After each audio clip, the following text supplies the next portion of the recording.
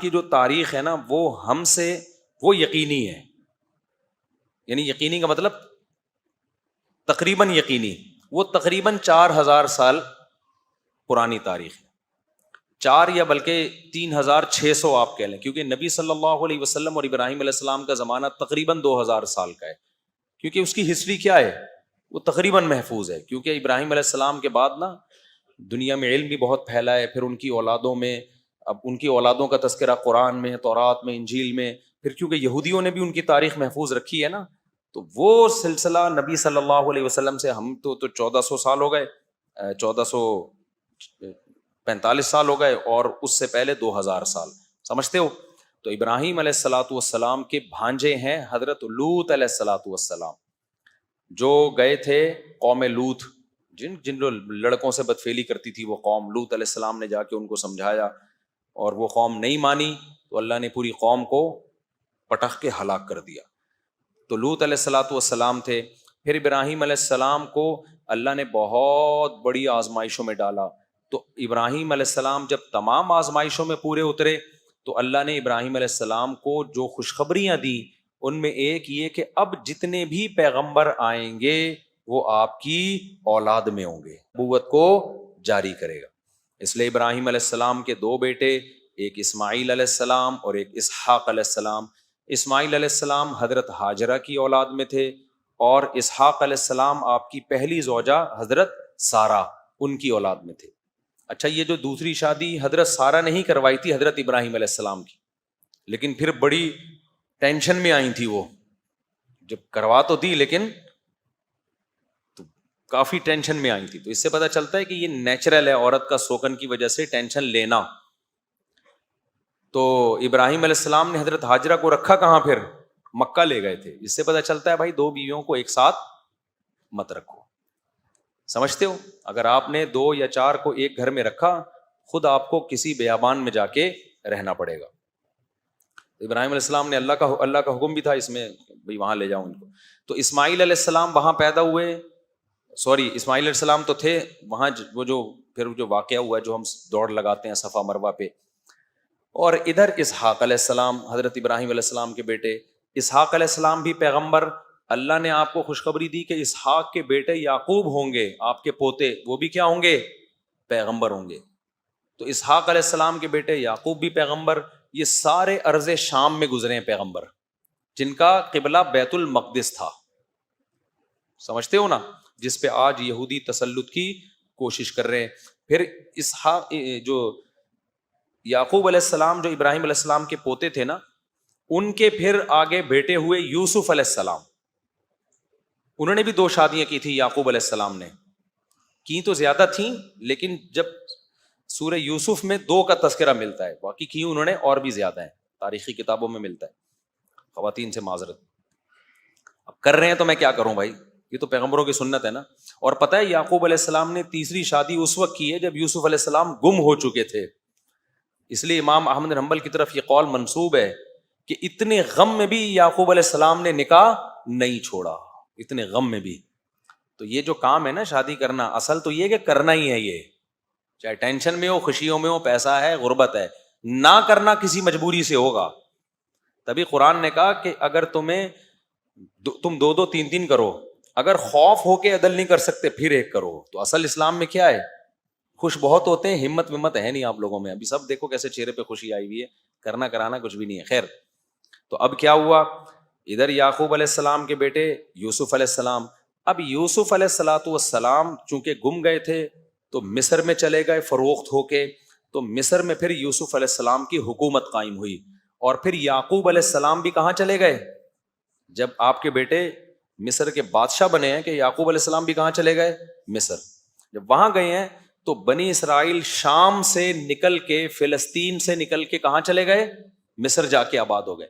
اب یہ جو مصر تھا نا، یہ بنی اسرائیل کا اپنا وطن نہیں تھا، یہاں یہ لوگ تھے اجنبی، لیکن حکومت ان کے پاس آ گئی کیونکہ انہوں نے، یوسف علیہ السلام نے قحط کے دنوں میں مصر کی جو غیر مسلم اسٹیٹ تھی اس کو تباہ و برباد ہونے سے بچایا۔ پہلے وزیر خزانہ لگے اس میں یوسف علیہ السلام، اور جب مصر کی حکومت پہ انہوں نے اتنی مدد کی تو پھر بادشاہ بھی وہی بن گئے. تو یوسف علیہ السلام کے دور تک تو معاملہ سیٹ چلتا رہا, لیکن جب آگے یوسف علیہ السلام کی اولادیں ہوئیں, یعقوب علیہ السلام کی اولادیں, یعقوب علیہ السلام کا لقب تھا اسرائیل, اسی وجہ سے یعقوب علیہ السلام کی آگے اولادوں کو کیا کہا جاتا ہے؟ بنی اسرائیل. تو بنی اسرائیل تھے منورٹی میں. آہستہ آہستہ آپ کو پتہ ہے قوم پرستی دنیا میں ہر جگہ ہوتی ہے. تو جو مصر کے لوگ تھے وہ یہ نہیں دیکھتے تھے کہ ہمیں تباہی سے بچانے والے یہ لوگ ہیں, بلکہ وہ دیکھتے تھے یہ اقلیت میں ہیں, مسلم ہیں. اور آپ کو پتہ ہے اسلام میں ایک بے پناہ اٹریکشن ہے, جس میں اٹریکشن ہوتی ہے جیلیسی اسی سے ہوتی ہے کہ نہیں ہوتی؟ کیا ہو گیا بھائی؟ اٹریکشن جہاں ہوگی حسد بھی. تبھی دنیا میں جتنے لوگ ہیں نا وہ مسلمانوں سے اور اسلام سے جتنا جلتے ہیں کسی اور مذہب سے اتنا نہیں. ہندوستان میں دیکھ لو جتنا ظلم مسلمانوں پہ ہو رہا ہے کسی اور مذہب میں اقلیت والوں پہ نہیں ہو رہا. کیوں؟ ان کو پتہ ہے ان کے پاس ایک سسٹم ہے, نماز ہے, روزہ ہے, زکوٰۃ ہے, حج ہے, فیملی سسٹم کا ایک طریقہ ہے, وراثت کے پورا ایک سسٹم ہے. ڈاکٹر ذاکر نائک کو 1 سال کے لیے انڈیا میں آزاد چھوڑ دو آپ, یا ان جیسے کسی آدمی کو جو اس طرح اوپنلی تبلیغ کرے, آدھا انڈیا مسلمان ہو جائے گا, کیونکہ کسی کے پاس دلائل کی دنیا میں جواب نہیں ہے. تبھی تو یہ لوگ باتیں کرتے ہیں, آزادی دیتے نہیں ہیں کسی کو. تو وہی کام جو آج انڈیا میں مسلمانوں کے ساتھ ہو رہا ہے نا, وہی کام مصر میں بنی اسرائیل کے ساتھ شروع ہو گیا.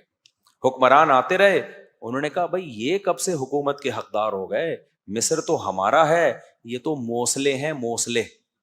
لہذا آہستہ وہ تھے منورٹی میں, ان کو حکومت سے بھی نکالا, حکومت سے نکالنے کے بعد ان پہ ظلم کیا, بادشاہ مسلط ہوتے رہے. ہر مصر کے ہر بادشاہ کو فرعون کہا جاتا تھا, لقب تھا یہ.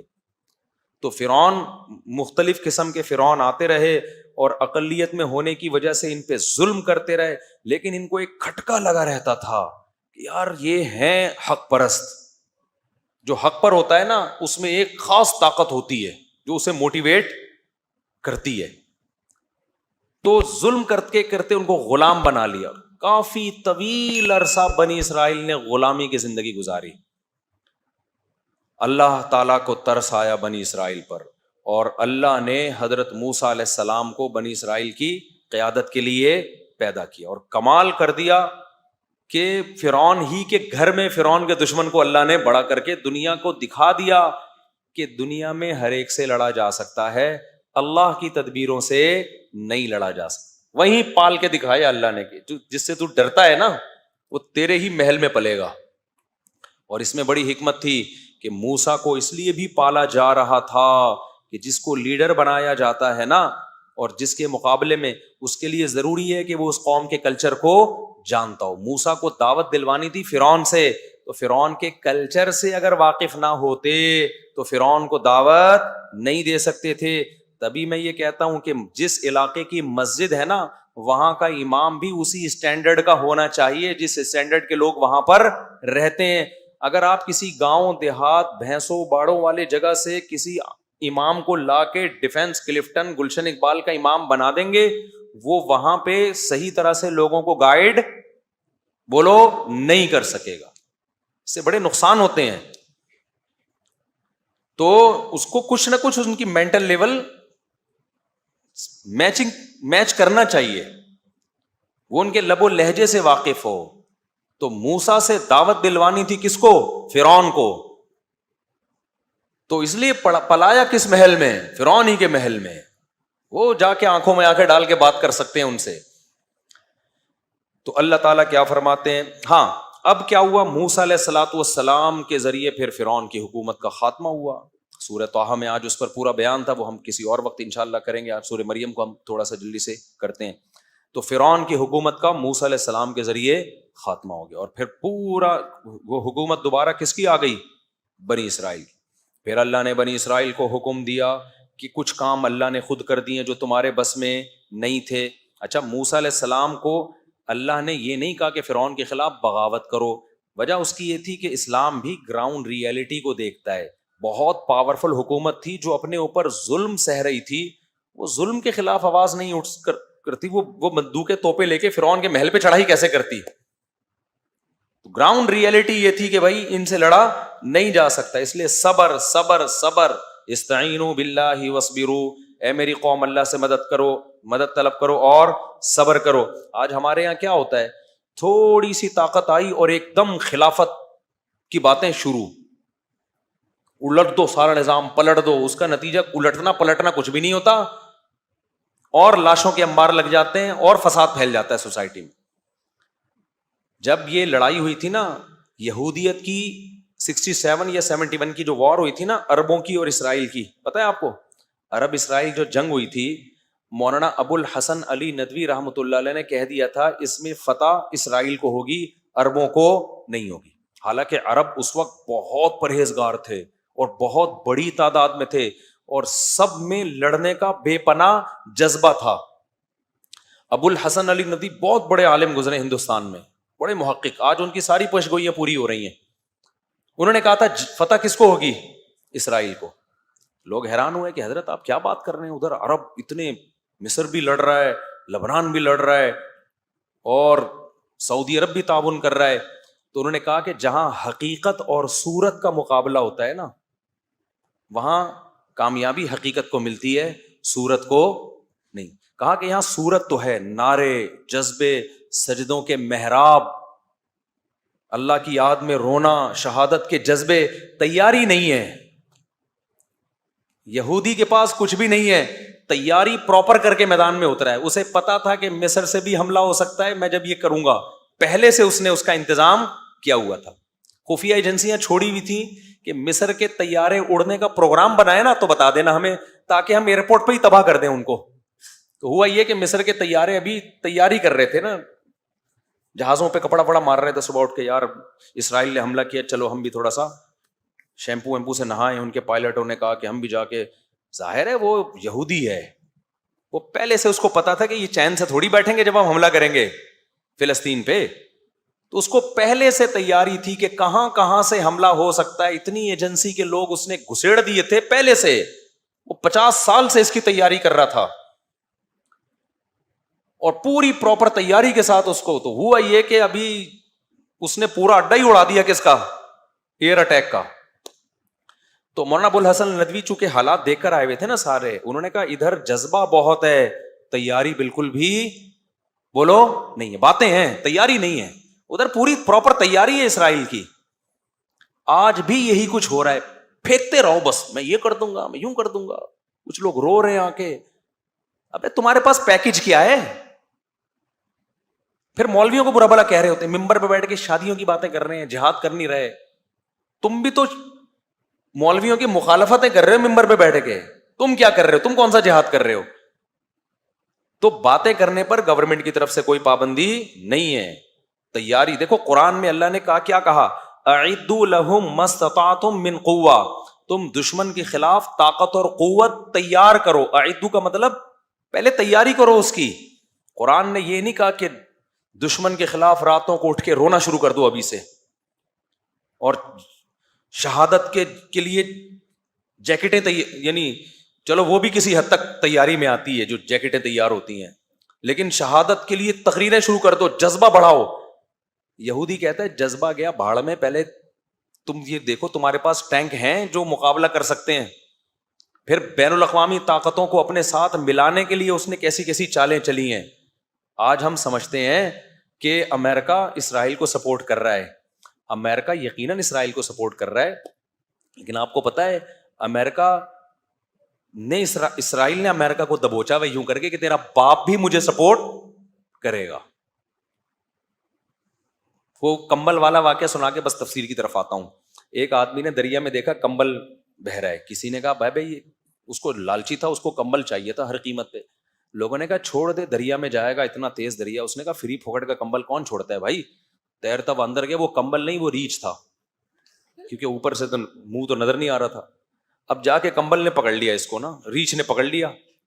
اب یہ چھڑوانے کی کوشش کر رہا ہے, چھوٹ نہیں رہا. تو اس کے دوست نے کہا بھائی کمبل کو چھوڑ دے, اگر نہیں تیرے کنٹرول میں آ رہا. کہہ رہا ہے میں تو چھوڑوں, کمبل نہیں چھوڑ رہا مجھے. تو امریکہ کی عوام بھی امریکہ کے خلاف احتجاج کر رہی ہے کہ اسرائیل میں یہ ہو رہا ہے, غزہ میں ظلم ہو رہا ہے.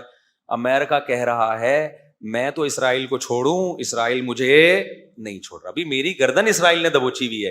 اتنا سا ملک ہے، سازشیں کر کر کے نا پلاننگ کی ہے 100 سال پہلے کہ یار ہم منورٹی میں ہیں، بزنس اپنے قبضے میں لو. جتنی ملٹی نیشنل بڑی بڑی کمپنیاں ہیں ساری کس کی ہیں؟ زیادہ تر یہودیوں کی ہیں، زیادہ تر یہودیوں. ایسا جال بچھا ہے اور ہمارے پاس کوئی پلاننگ سرے سے نہیں. ہماری پلاننگ پتہ ہے کیا ہے؟ ایک دھماکہ اپنے ہی ملک میں اور کر دو خلافت کے نام پہ، تاکہ تھوڑا سا جو دم رہ گیا ہے نا وہ بھی کیا ہو، ختم ہو، تاکہ ہماری حکومتیں بھی انہی دھماکوں سے ہی نمٹتی رہیں. پھر ایک دھماکہ وہاں، ایک دھماکہ وہاں، ایک دھماکہ وہاں، ایک دھماکہ وہاں، وہ دھماکے بس. وہ کوئی پلاننگ نہیں ہے کہ اس کا رزلٹ کیا نکلے گا آگے جا کے. تو ہمارا ابو الحسن ندوی نے کہا تھا کہ جنگ اس میں عربوں کو، حالانکہ اس وقت کے عرب میں اور آج میں زمین اور آسمان کا فرق ہے. سمجھتے ہو؟ افغانستان میں جب رشیا آیا ہے نا تو پوری دنیا نے مل کے مدد کی ہے افغانستان کی.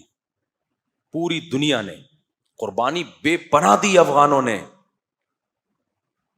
تو بہت زبردست ایک طریقے سے کام ہوا ہے. اس کے بعد جا کے روس کے پاؤں اکھڑ کے ختم کیے. آج کیا ہو رہا ہے غزہ میں؟ کون مدد کر رہا ہے ان کی؟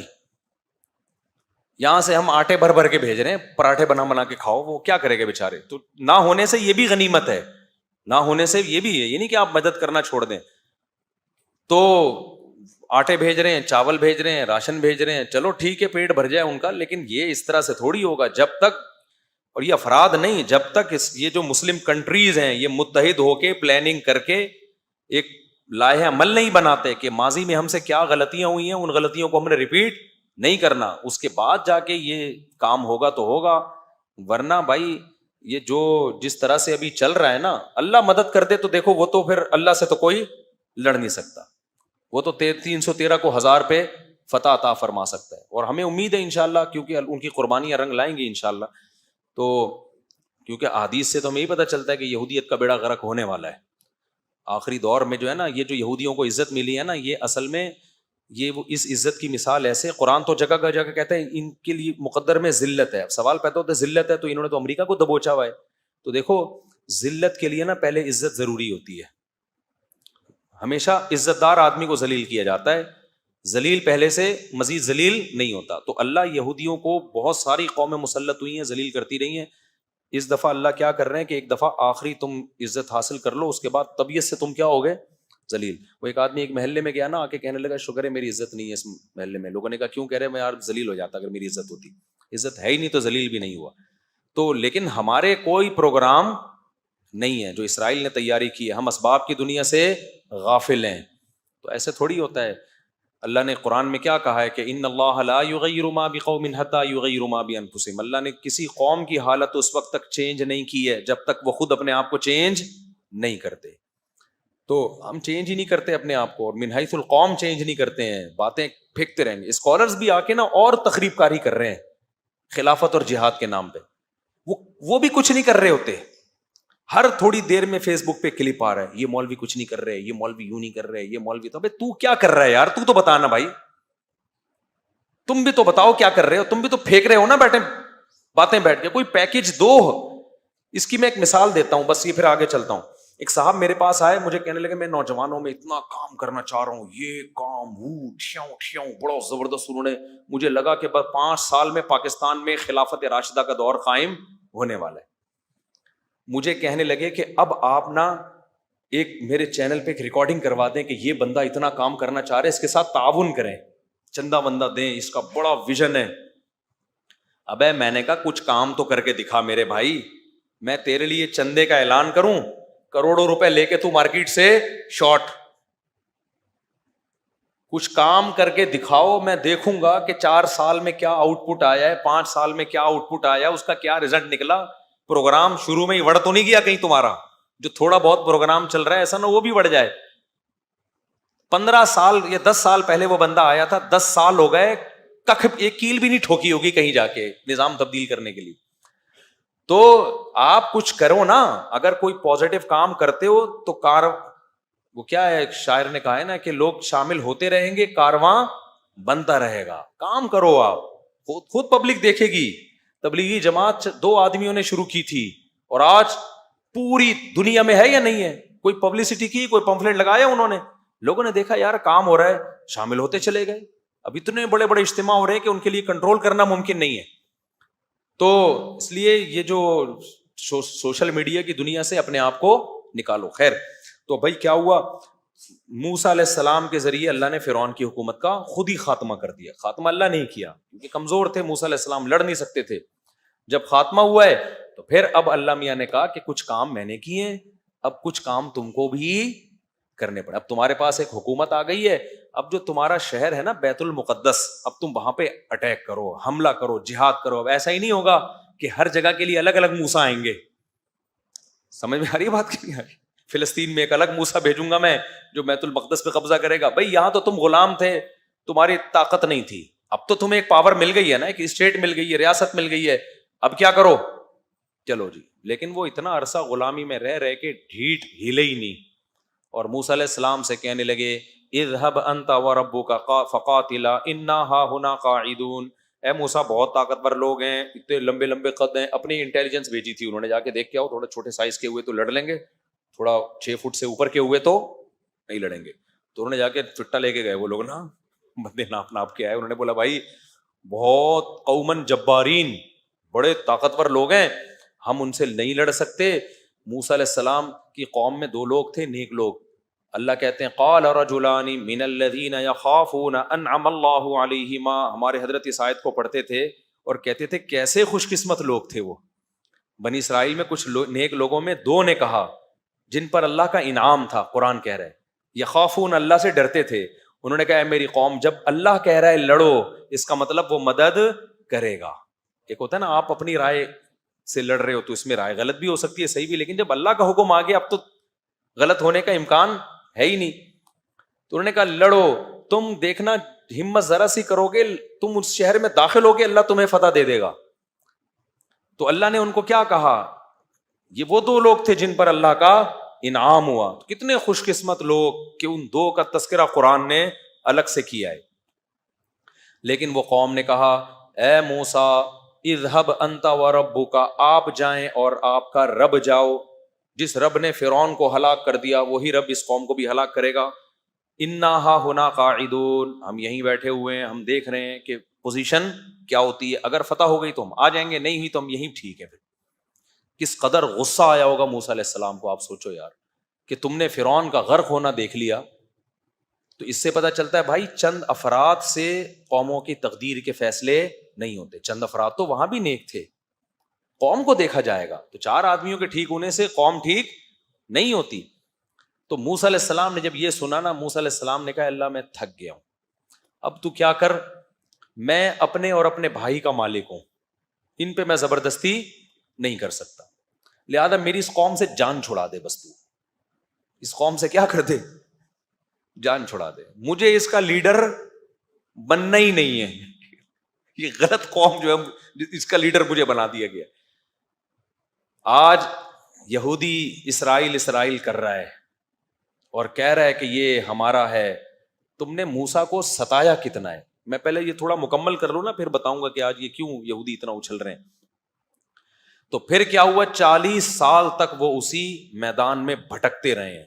وہیں موسیٰ علیہ السلام کا انتقال ہوا، ہارون علیہ السلام کا انتقال ہوا، پھر انہی کے خادموں میں سے یا انہی کی اولادوں میں سے اللہ نے کسی کو نبوت دی. 40 سال کے بعد جا کے پھر ان پر وحی ہوئی کہ اب آپ جہاد کرو. تو پھر ان لوگوں نے جہاد کیا اور پھر اس جہاد کی برکت سے اللہ نے فتح عطا فرمائی. اور اسی میں قرآن کہتا ہے کہ ایک کمانڈر تھے، مجاہد تھے، کمانڈر بھی نہیں تھے، جن کا نام تھا داؤد. کیا نام تھا؟ وہ ایک عام سپاہی تھے لیکن عبادت گزار تھے، جو پھر بعد میں داؤد علیہ السلام بنے. تو داؤد تھے، انہوں نے بہت بہادری سے وہ لڑے. امیر کا نام تھا طالوت، اور مقابلہ جس قوم سے تھا اس کے کمانڈر کا نام تھا جالوت. تو بنی اسرائیل کے کمانڈر تھے طالوت. اچھا اس میں بھی دیکھو، نبی نے جب کہا نا لڑو، تو انہوں نے کہا کہ ہمارا کوئی امیر نہیں ہے. تو نبی نے اللہ کے حکم سے طالوت نامی بنی اسرائیل کے کسی بزرگ کو، کمانڈر کو امیر بنا دیا. کس کو امیر بنا دیا؟ یہ سبق یاد کر لینا تھوڑا سا. طالوت. اچھا طالوت میں ایک عیب سمجھا جاتا تھا, غریب تھے. بنی اسرائیل نے کہا یہ تو غریب آدمی ہے, ہم غریب آدمی کو اپنا امیر نہیں بنا سکتے. یہ پوائنٹ ٹو بی نوٹڈ ہے, اس کو سمجھو, جو آج دینداروں میں بڑی خرابی آ گئی ہے. نبی نے کہا کہ دیکھو اللہ نے ان کو دو چیزوں میں تم پہ فضیلت دی ہے, زادہ بسطۃ فی العلم والجسم. فوج کا کمانڈر بننے کے لیے دو چیزیں ضروری ہیں, ایک لڑنے کی نالج, لڑائی کا تجربہ. یہاں علم سے مراد کیا ہے؟ نالج ہے اس کے, کیسے لڑا جاتا ہے, دشمن کی سازشوں کو کیسے سمجھا جاتا ہے. دوسری بات, اس کی صحت اچھی ہو. ٹی بی کے مریض کو کمانڈر بولو نہیں بنایا جا سکتا, چاہے کتنا ہی نیک ہو. یہ نہیں کہا کہ یہ تم میں سب سے بڑے چونکہ بزرگ ہیں, ان کی تہجد کی رکعتیں سب سے بولو نا زیادہ ہیں, اور روزے پابندی سے رکھتے ہیں. یہ بھائی ہو سکتا ہے بہت سارے بزرگ بنی اسرائیل میں ان سے بھی اچھے ہوں. کہا بھائی لڑائی کے لیے جو چیز چاہیے نا, ایک نالج ہونی چاہیے, تجربہ ہونا چاہیے, تجربے سے بھی نالج آتی ہے نا. دوسرا جسمانی صحت خاندانی ہونی چاہیے. تبھی تو ہم واگا بارڈر پہ جاتے ہیں نا, اپنے جب دیکھتے ہیں وہ لمبے لمبے قد, تو اچھا لگتا ہے ہمیں بھائی صحت. میں برما گیا, وہاں کی میں نے آرمی دیکھی, میں نے کہا یار ان کو تو گرفتار کرنے کا دل چاہ رہا ہے. وہاں سب بیچارے چھوٹے چھوٹے سے ہوتے ہیں, تو میں نے کہا ان کا میرا دل چاہ رہا ہے میں ان کو خود گرفتار کر لوں, لیکن خیر ان کے پاس بندوق بھی ہوتی ہے. تو یہ بھی ایک خوب سمجھ لو کہ جو کام جس سے لینا ہے نا, اس میں اس کی اہلیت کا ہونا ضروری ہے. آج یہ بھی ایک بڑا مسئلہ ہے, نیک اور بزرگی کو دیکھا جاتا ہے, یہ بھی دیکھا جائے گا. دوسرے نمبر پہ فقہائے کرام نے عقیدے کی کتابوں میں یہ مسئلہ لکھا ہے کہ مسلمانوں کا کمانڈر بنانے کے لیے, بادشاہ بنانے کے لیے, خلیفہ بنانے کے لیے, اگر آپ کے پاس دو بندے ہوں, ایک کے پاس تجربہ ہے اور نالج ہے, اسے ملک چلانا آتا ہے, دوسرے کے پاس تقویٰ ہے, للہیت ہے, ملک چلانے کا تجربہ نہیں ہے, تو جو تجربے کار ہے نا اس کو فوقیت دی جائے گی. دیکھو ملک چلانا گاڑی چلانے سے زیادہ مشکل ہے یا نہیں ہے؟ مجھے ایک بات بتاؤ.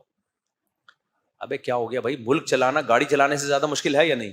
آپ نے کبھی ایسا ہوا کہ گاڑی چلانے کے لیے 4 مہینے لگے ہوئے بزرگ کو بٹھا دیا کہ کوئی بات نہیں چلانی نہیں آتی لیکن اتنے پہنچے ہوئے ہیں نا, اللہ ان کی مدد کرے گا انشاءاللہ, کیونکہ بہت نیک ہیں لہذا اللہ ان کی مدد کرے گا. اور بھائی اللہ نے کب کہا کہ میں مدد کروں گا؟ وہ ٹھوک دے گا گاڑی کو.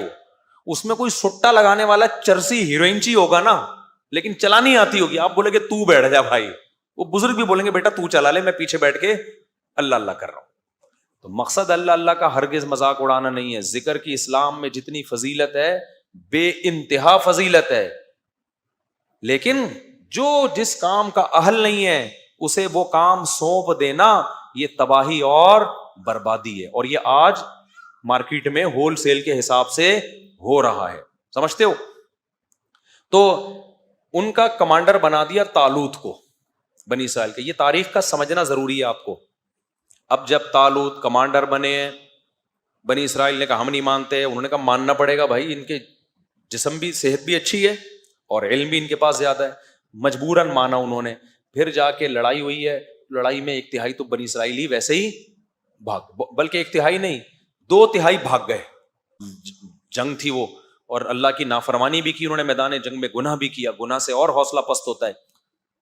تو جب 2/3 تو بھاگ گئے, 1/3 رہ گئے, انہوں نے اللہ سے دعائیں مانگی, ربنا افرغ علینا صبرا, اے اللہ ہم پر صبر کو انڈیل دے, وثبت اقدامنا, اور ہمارے قدموں کو مضبوطی سے جما دے. یہ بڑا پیارا منظر ہوتا ہے خدا کی قسم, جب اللہ کا حکم ہو لڑنے کا اور آپ اللہ کے حکم پہ ٹھہرے ہوئے اور آپ کمزور ہو, پھر یہ دعائیں مانگنے کا بڑا لطف ہے. اے اللہ ہمارے قدموں کو جما دے, ہم پیچھے نہ ہٹیں. اللہ نے جمایا ان کے قدموں کو. سامنے بہت بڑا ان کا سردار تھا جالوت, وہ بھی ظاہر ہے علم میں اور جسم میں طاقتور تھا نا, تبھی تو اس کو کمانڈر بنایا تھا. اور جب کافر لوگ کمانڈر بناتے تھے نا تو پھر وہ شکل بھی دیکھتے تھے کہ جتنی ڈرونی شکل کا آدمی ہے نا اس کو بنایا جائے. یہ تو پھر بھی نہاتے تھے نا مسلمان, وہ لوگ تو نہاتے بھی نہیں تھے کہ وہیں سے بدبو سے ہی پوری فوج دیکھ کے بھاگ جائے دور. نہانا وہانا تو اب سیکھا ہے گوروں نے، 100-150 سال پرانا قصہ. اس سے پہلے کا خلافت عثمانیہ کے دور میں جب کوئی فرانس کا یا کوئی یو کے لندن وغیرہ کا شہزادہ آتا تھا نا، یا کوئی ملکہ بادشاہ سے ملکہ سے ملنے، تو تاریخی کتابوں میں لکھا ہوا ہے کہ اس کو پہلے واش روم میں سروس ہوتی تھی اس کی، اس کے بعد بادشاہ سے ملوایا جاتا تھا. ان میں رواج نہیں تھا. تو اب کیا ہوا ہے کہ اسی جو طالوت کی قوم میں جو ہے نا، طالوت کے جو ماتحتوں میں ایک فوجی تھے داؤد علیہ السلام ان لوگوں میں تھے جو بھاگے نہیں تھے. اور نہ صرف یہ کہ بھاگے نہیں، جب قوم کمزور ہو، دشمن طاقتور ہو، ایسے موقع پہ بہادری دکھانا بڑے کمال کی بات ہوتی ہے. داؤد علیہ السلام نے ڈائریکٹ ہدف کس کو بنایا؟ جالوت کو. ایسے موقع پہ تو ہر آدمی کہہ رہا ہوتا ہے میں بس ہلکی ہلکی یوں نا تلوار چلاتا رہوں، نمبر آ جائے میرے اور جان بچ جائے. داؤد علیہ السلام نے کیا کیا؟ ہدف کس کو بنایا؟ جالوت کو. بڑی بہادری کی بات ہے. اور داؤد علیہ السلام عبادت گزار بھی بہت تھے. عبادت کے ساتھ یہ چیز ہو تو پھر مزہ ہے. آج جو عبادت زیادہ کرتا ہے اس سے چلا بھی نہیں جا رہا ہوتا، ہلا ہی نہیں جا رہا ہوتا. نیک اتنا ہوتا ہے، بیٹھتا ہے تو پولیس آتی ہے اس کو اٹھانے کے لیے. کولیسٹرول کا پورا ڈبہ بن چکا ہوتا ہے وہ. آپ ماضی اٹھا کے دیکھیں، صحابہ، تابعین. قرآن کیا کہتا ہے؟ وَكَأَمْ أَيٍّ مِّن نَبِيٍّ قَاتَلَ مَعَهُ رِبِّيُّونَ كَثِيرٌ. کتنے پیغمبر ہیں جن کے ساتھ اللہ والے مل کے لڑے ہیں. تو اللہ والے کیا کرتے تھے؟ پہلے ان پیغمبروں کے ساتھ مل کے لڑتے تھے. تو لڑائی کے لیے جسم کا ایکٹیو ہونا ضروری ہے یا نہیں ہے؟ اگر وہ ہر وقت تیجے 40ویں کی دیگیں پھوڑتے رہتے، حلوے، مانڈے، ربیع الاول کے مانڈے، پھر رجب کے کنڈے، اور پھر تیجے کے کنڈے، پھر فلانے کی دیگ کا ڈھکن، پھر وہ فلانے کی میلاد شریف، اگر یہ سب کچھ کر رہے ہوتے تو قرآن کیا کہتا؟ وَكَأَيٍّ مِّن نَبِيٍّ أَكَلَ مَعَهُ رِبِّيُّونَ كَثِيرٌ. معاذ اللہ. بہت سارے پیغمبر ایسے گزرے ہیں جن کے ساتھ ایسے اللہ والے لوگ تھے جو دیگوں کے ڈھکن کھولتے رہتے تھے اور دیگیں پھوڑتے رہتے تھے.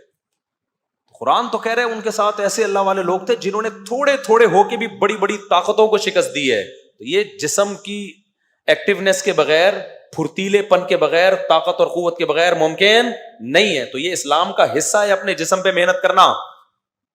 پھوڑنے پھاڑنے کو نا مذہب سے نکال دو خدا کے لیے.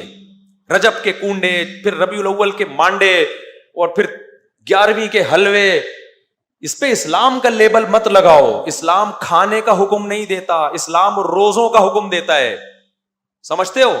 روزہ رکھنے والا ایکٹیو ہوتا ہے، پاور ہوتی ہے اس کی جسم میں. کھانے پینے والا ایکٹیو نہیں ہوتا. وہ گھی کا ڈبہ ہوتا ہے، کولیسٹرول کا ڈبہ ہوتا ہے. وہ آج جا رہے ہیں بہت سے، آپ کو لگے گا ڈھکن کھولنے کی دیر ہے. یہ خود دیکھ بن چکے ہیں. ایک تو نیچرلی کوئی موٹا ہو تو وہ تو اللہ کی طرف سے. میں نے بڑے بڑے علماء بزرگ دیکھے ہیں جو نہیں کھاتے لیکن قدرتی طور پہ جسم بھاری ہے. تو صحابہ میں بھی تھے، تابعین میں بھی تھے، اور بہت سارے اہل اللہ تھے ایسے. لیکن میں ان لوگوں کی بات کر رہا ہوں جو کھاتے ہیں، نہ دوڑتے ہیں نہ چلتے ہیں، کھا کھا کے عجیب حالت ہو گئی ہے. خیر، تو اب جب قتل کیا داؤد نے جالوت کو، تو ظاہر ہے ایک قوم وہ تھی جو 2/3 بھاگ گئے. اللہ کا ان پہ غضب ہوا کہ نہیں ہوا؟ تو اللہ کا جب غضب نافرمانوں پہ ہوتا ہے تو جو ایسے موقع پہ فرما برداری کرتے ہیں ان پہ رحمت بھی تو ہوتی ہے کہ نہیں ہوتی؟ تو رحمت اللہ کی اس پوری جنگ میں سب سے زیادہ داؤد علیہ السلام پہ ہوئی. یہ اس وقت پیغمبر نہیں، نبوت نہیں ملی تھی ان کو. اللہ کہتے ہیں انہوں نے جب بہادری سے لڑے اور جالوت کو قتل کر دیا. آتاہ اللہ الحکمہ، اللہ نے آپ کو نبوت بھی عطا کر دی. اور بالآخر بنی اسرائیل کے بادشاہ بھی کون بن گئے؟ داؤد. پوری خلافت کس کے ہاتھ میں آ گئی؟ بولو، داؤد علیہ السلام. آج بھی یہودی داؤد علیہ السلام کا، تو وہ ڈیوڈ کہتے ہیں، نام ہی چینج کر دیا انہوں نے، تو بہت زبردست تذکرہ کرتے ہیں. تبھی تو وہ داؤد علیہ السلام کی یادیں کرنے کے لیے کہ ہمارا کیا ماضی تھا. پھر جب داؤد علیہ السلام کو حکومت ملی ہے تو داؤد علیہ السلام کی قیادت میں پھر جہاد شروع ہوا. داؤد علیہ السلام کے بارے میں حدیث میں بھی ہے، قرآن میں بھی ہے، بے انتہا عبادت گزار. ساری زندگی داؤد علیہ السلام نے روزہ رکھا. ایک دن روزہ، ایک دن ناغا، ایک دن روزہ، ایک دن ناغا. یہ پوری زندگی داؤد علیہ السلام کا معمول تھا. اور پوری زندگی تہجد. اور قرآن، وہ جو زبور کی تلاوت کرتے تھے، اللہ نے آپ کو آسمانی کتاب بھی نازل کی آپ کے اوپر. ایسی خوبصورت آواز داؤد علیہ السلام کو اللہ نے عطا فرمائی کہ جب آپ زبور کی تلاوت کیا کرتے تھے تو پرندے آ کے ٹھہر جایا کرتے تھے. اور آپ کو اللہ نے ایک معجزہ دیا، کیونکہ ذکر بہت کثرت سے کرتے تھے. اگر مجاہدین سے یہ ذکر کا عنصر نکل جائے نا تو طاقت اور قوت تو رہ جائے گی لیکن جذبہ ختم. اس لیے اللہ نے جو لوگ اللہ کی راہ میں لڑتے ہیں ان کو ذکر کثرت سے کرنے کا حکم دیا ہے. تو داؤد علیہ السلام جب ذکر کرتے تو قرآن کہتا ہے یا جبال اوبی معہ والطیر، اے پرندوں اور اے پہاڑوں تم بھی داؤد کے ساتھ اللہ کا ذکر کرو. تو پہاڑوں سے بھی لا الہ الا اللہ کی آوازیں آتی تھیں. تو ایسا کھلے عام معجزہ تھا داؤد علیہ السلام کا. تو داؤد علیہ السلام نے کیا کیا؟ دے مار 4.5 گھوڑے لے کے پوری دنیا میں دوڑائے، ملکوں کے ملک فتح کرتے چلے گئے. آج یہ یہودی کہتے ہیں نا اسلام تلوار سے پھیلا ہے. بھائی جان یہودیت بھی کس سے پھیلی ہے؟ بولو، تلوار سے ہی پھیلی ہے. داؤد علیہ السلام نے جو پوری دنیا فتح کی ہے وہ کیا آپ کیا سمجھتے ہو کہ وہ محبت سے فتح کی ہے کہ ایکچولی ہم آپ کے کنٹری پہ آنا چاہتے ہیں سلسلے میں ہے بھائی؟ پھر داؤد علیہ السلام کی جب حکومت قائم ہوئی ہے، پورے دنیا میں تو نہیں ہوئی لیکن بہت سارے علاقے میں اللہ نے آپ کے ہاتھ میں لوہے کو نرم کر دیا. زریں بنایا کرتے تھے، جنگی ٹوپیاں بنایا کرتے تھے اور جنگی لباس پوری لوہے کی زریں وہ بنایا کرتے تھے داؤد علیہ السلام اپنے ہاتھوں سے، اور پھر فوجیوں میں بانٹتے تھے. پھر وہ پہن کے لڑائیاں ہوتی تھی تاکہ اثر نہ کرے تلوار. اسباب اختیار کر رہے کہ نہیں کر رہے؟ پھر داؤد علیہ السلام نے بہت ساری استغفر اللہ یعنی معذرت کے ساتھ شادیاں بہت زیادہ کی ہیں. یہ تورات میں ہی لکھا ہوا ہے تو میں کیا کہہ سکتا ہوں. خواتین غصہ ہوتی ہیں کہ شادیوں کا مضمون پتہ نہیں کہاں سے لے آتے ہیں. تو اللہ نے ان کو بہت زیادہ اولاد بھی دی.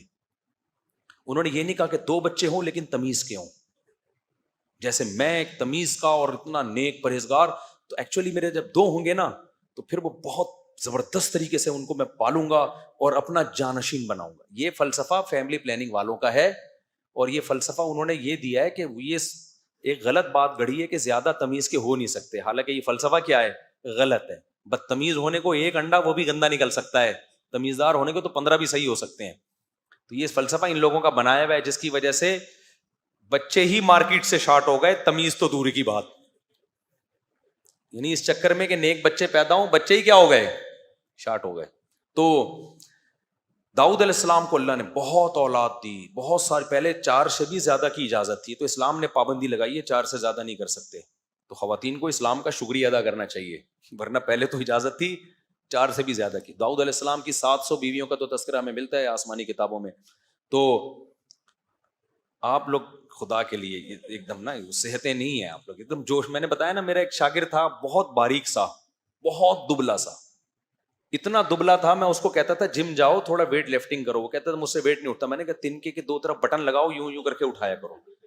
تو جب بھی میں 2-3 شادیوں کی بات کرتا تھا نا وہ ایک دم جوش میں آ جاتا تھا، ایک دم خوش. میں کہتا بھائی ذرا آرام سے. میں نے کہا یار یہ تمہارے لیے آپشن نہیں.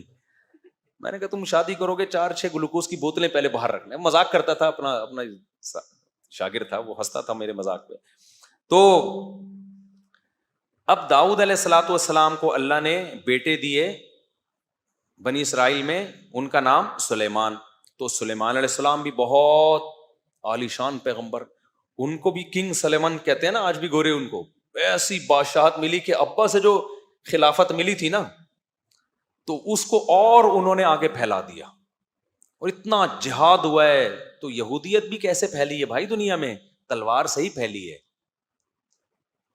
اب تعبیرات کا فرق ہوتا ہے. تلوار سے کی طاقت سے دنیا سے زنا اور برائی کا خاتمہ کیا ہے. اب آپ اس کو تعبیر کچھ بھی کر لو. تو اب کیا ہے کہ سلیمان علیہ الصلوۃ والسلام کی 100 بیویاں تھیں، صحیح بخاری میں. تو سلیمان علیہ الصلوۃ والسلام کی بھی اولاد ہوئی. تو پھر وہ جب واقعات آئیں گے سلیمان علیہ السلام کے پھر بتاؤں گا میں انشاءاللہ. ابھی تو تھوڑا سا خاکہ آپ کی نظروں میں بٹھا رہا ہوں نا انبیاء کا سلسلے کا. تو سلیمان علیہ الصلوۃ والسلام کی بہت بڑی ریاست قائم ہوئی ہے دنیا میں نا. اللہ نے آپ کے جنات بھی آپ کے تابع کر دیے. یہ حرام مصر دنیا کا عجوبہ ہے یا نہیں ہے؟ تو عین ممکن ہے یہ جنات کا تعمیر کردہ ہو. دنیا حیران ہے نا یار، یہ اتنی بڑی بڑی بے جوڑ اینٹیں جن میں جوڑ نہیں ہے، یہ کون سے کرینوں نے لا کے پہاڑوں کے اوپر رکھی ہیں؟ ہو سکتا ہے جن نے یوں کر کے اٹھا کے ایسے کر کے رکھ دی ہو. اور یہ بھی ممکن ہے کہ اس دور میں ٹیکنالوجی نے ترقی بہت زیادہ کر لی ہو، اس کا بھی پورا امکان ہے. تو یہ ضروری تو نہیں ہے نا کہ سائنسی ترقی ابھی ہوئی ہے، ہو سکتا ہے پہلے ہوئی ہو، پھر دنیا میں کوئی تباہی ہوئی اور سارا پروگرام بڑھ گیا ہو. بہت کچھ ہو سکتا ہے. تو سلیمان علیہ الصلوۃ والسلام کی قیادت میں بہت بڑے حصے پر ان کی حکومت ہوئی ہے. یہ ساری اللہ نے اولاد ابراہیم کو نوازا ہے. اب چکر کیا ہے؟ چونکہ ان لوگوں میں پھر برائیاں آنا شروع ہوئی یہودیوں میں، پھر سلیمان علیہ السلام کے آگے سلسلہ جو چلا ابراہیم علیہ السلام کا، انہی میں پھر حضرت زکریا علیہ السلام پیدا ہوئے، حضرت عمران پیدا ہوئے، جن کے بارے میں ہمیں نہیں پتا کہ نبی تھے یا نہیں تھے، لیکن قرآن نے ان کا تذکرہ بہت اہتمام سے کیا. ان اللہ اصطفیٰ آدم ونوحا وآل عمران علی العالمین، کہ اللہ نے آل عمران کو جہان والوں پر منتخب کیا. تو عمران جو تھے، حضرت عمران، ان کی زوجہ، انہوں نے منت مانی کہ میرے ہاں بچہ پیدا ہوگا تو میں اسے بیت المقدس کی خدمت کے لیے وقف کر دوں گی. تو بچہ کے بجائے مریم پیدا ہو گئی، حضرت مریم. اچھا، حضرت زکریا علیہ السلام بھی بے اولاد تھے، اور یہ زکریا علیہ السلام تھے حضرت مریم کے خالو. سمجھ رہے ہیں؟ حضرت مریم کے خالو، یہ بھی بنی اسرائیل کے پیغمبر ہیں اور بہت زیادہ عبادت گزار تھے یہ. تو زکریا علیہ السلام کا زمانہ نبی صلی اللہ علیہ وسلم سے تقریباً 600 سال. زکریا علیہ السلام، حضرت مریم، حضرت عمران اور حضرت عیسیٰ، یہ 4 بزرگ شخصیات ہیں جن کا قرآن میں تذکرہ ملتا ہے. اور یہ چاروں نبی صلی اللہ علیہ وسلم سے تقریباً کتنا فاصلہ ان کا؟ 600 سال کا. ان میں پہلے حضرت زکریا اور یحییٰ علیہ السلام، ان میں پہلے حضرت زکریا ہیں، ان کی زوجہ کے بھانجی ہیں حضرت مریم. سمجھ رہے ہیں؟ حضرت مریم تھی حضرت زکریا کی زوجہ کی بھانجی، اور حضرت مریم کے بیٹے ہیں حضرت عیسیٰ، اور حضرت زکریا کے بیٹے ہیں حضرت یحییٰ. تو یہ 3 پیغمبر ہو گئے، حضرت زکریا، ان کے بیٹے حضرت یحییٰ، اور حضرت زکریا کی زوجہ کے بھانجی حضرت مریم اور ان کے بیٹے حضرت عیسیٰ. تو ان میں حضرت عیسیٰ، یحییٰ اور زکریا، یہ 3 پیغمبر ہو گئے، اور 2 بزرگ شخصیات ہو گئی ان میں، ایک حضرت عمران اور ایک حضرت مریم. سمجھتے ہو کہ نہیں سمجھتے؟ اور حضرت عمران کی زوجہ کو بھی آپ انہی میں شامل کر لیں، کیونکہ وہ بھی بہت بزرگ خاتون تھی. انہوں نے منت مانی کہ اللہ میرے بیٹا پیدا ہوگا تو میں اسے بیت المقدس کی خدمت کے لیے وقف کروں گی. تو بیٹے کے بجائے حضرت مریم پیدا ہو گئی. تو پھر وہ حیران ہوئی کہ لیس الذکر کالانثیٰ، ظاہر ہے جو کام بیٹے کر سکتا ہے وہ بیٹیاں نہیں کر سکتی. لیکن اللہ کے علم میں تھا کہ اللہ اس بیٹی کو ایسا نوازے گا کہ اس کا نام قیامت تک زندہ رہے. قرآن میں کسی عورت کا نام نہیں ہے سوائے مریم کے. ہر عورت کا جب اللہ تذکرہ کرتا ہے نا تو ان کے شوہر یا باپ کی طرف نسبت کر کے. حضرت آسیہ جو تھیں فرعون کی زوجہ، ان کو قرآن آسیہ نہیں کہتا، امرأۃ فرعون، فرعون کی بیوی. اس سے بھی پتہ چلتا ہے کہ عورت کی پہچان کس سے ہے؟ مرد سے ہے، یا باپ سے یا شوہر سے. نسبت اللہ اسی کی طرف کرتا ہے. اور نوح علیہ السلام کی بیوی کافرہ تھی. قرآن کیا کہہ رہا ہے؟ نام نہیں لے رہا، امرأۃ نوح، نوح کی بیوی نے کہا. لوط علیہ السلام کی بیوی کافرہ تھی، نام نہیں لیا قرآن نے، امرأۃ لوط، لوط کی بیوی کہا. آدم علیہ السلام کی زوجہ جو ہماری ماں تھیں، نام اللہ نے حوا ان کا بیان نہیں کیا، بلکہ اسکن انت و زوجک، اے آدم تو اور تیری زوجہ. تو اس لیے خواتین کو چاہیے کہ اپنے گھر کے مردوں کو تھوڑا سا پروٹوکول دے دیا کریں. لبرل بننے کی کوشش گوروں کی طرح نہ کریں. مرد کو اس سے خوشی ہوتی ہے جب عورت کہتی ہے میں فلاں کی وائف آپ سے بات کر رہی ہوں، میں فلاں کی بیٹی بنت فلاں بات کر رہی ہوں، تو آدمی کا دل تھوڑا چوڑا ہو جاتا ہے، پھر وہ عورت کو اپنا سمجھنا شروع کر دیتا ہے. اور اگر کہے کہ میں مسٹر فلانی بات کر رہی ہوں، میاں کہے گا میں کس سلسلے میں آیا ہوں پھر یہاں پہ. اور یہ گوروں نے بھی تھا، مرسز فلاں تھا، چلتا تھا نا گوروں میں، جب تک ان کا فیملی سسٹم چل رہا تھا نا، مرسز، وہ بھی نام نہیں لیتے تھے. یہ چند سال پہلے کی بات ہے، اب تو گوروں نے بھی مرسز ورسز ختم.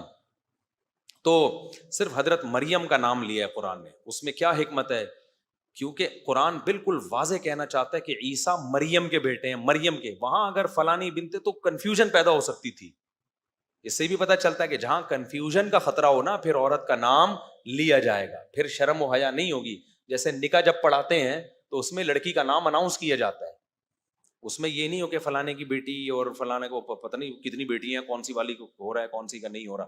جہاں ضرورت ہوگی وہاں نام اناؤنس کیا جائے گا، جہاں ضرورت نہیں ہوگی تو عورت کا نام چھپا دینا یہ بہتر ہے. اس کی نسبت کس کی طرف کر دی جائے؟ اس کے اللہ نے مردوں کو بڑی عزت دی ہے اور اس میں عورت کا بھی فائدہ ہے. عورت اگر مردوں کو رسپیکٹ دے گی نا تو مرد کا دل کیا ہوگا بھائی؟ بڑا ہوگا، پھر اس کے لیے قربانی دے گا. اور اگر اس کی آنکھوں میں آنکھیں ڈال کے بات کرے گی تو پھر آدمی تو پاورفل ہے بھائی، وہ پھر عورت کو رسپیکٹ نہیں دے گا. وہ کہے گا جب تم ہمارے جیسی تو ہم بھی پھر ٹھیک ہے، ہم تھوڑی تمہارے لیے قربانی دیں گے. وہ تو اب کیا ہوا، جلدی سے بات کو سمیٹتا ہوں. زکریا علیہ الصلوۃ والسلام کی بھی اولاد نہیں تھی، اور حضرت تو اس خاندان میں نا اللہ نے کوئی خاص رحمتیں کی، کیونکہ بنی اسرائیل کے یہ سلیکٹڈ لوگ تھے.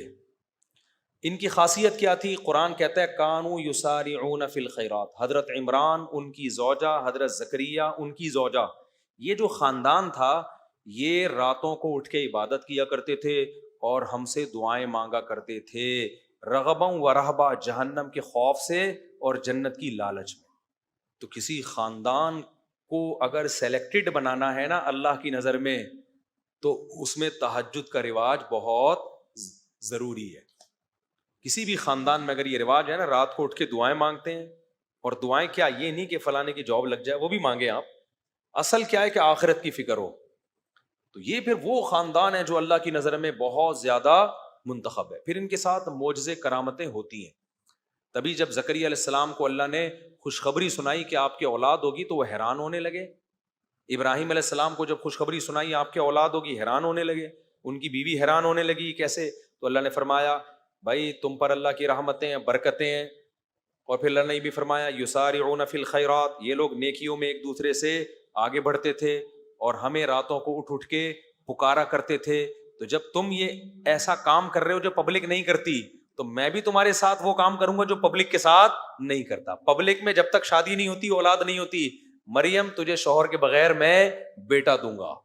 پبلک میں 90 سال کے بوڑھوں کو اولادیں بولو نہیں ملتی.